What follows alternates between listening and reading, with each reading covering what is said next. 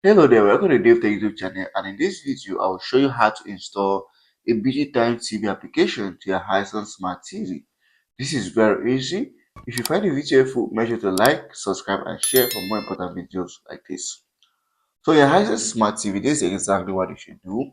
Please firstly go over to your app store. Here's mine here, and just go ahead and launch it.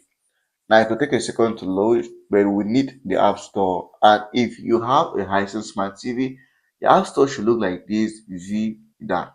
Now once you go over here, the first thing you should do is just go over here and search for the application, which is BG Time. So I'll just type BG Time, BG,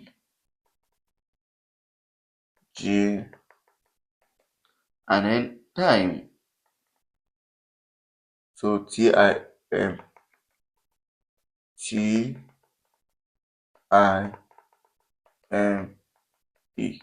So that's it. I just go ahead and search. So here's the application here, bgtime.tv. And once you search, you're going to get this straight away on your Hisense Smart TV. And once you load this, it's going to bring you to the install page, which all you have to do is just click on install.